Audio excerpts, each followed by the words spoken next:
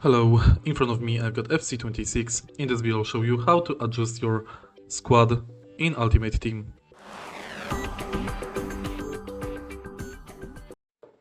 In the beginning, let's go to Club, in Ultimate Team, enter Club and enter Squad. Here you've got your squad and lineup. At the bottom you've got more players you can select to your team. Simply select player,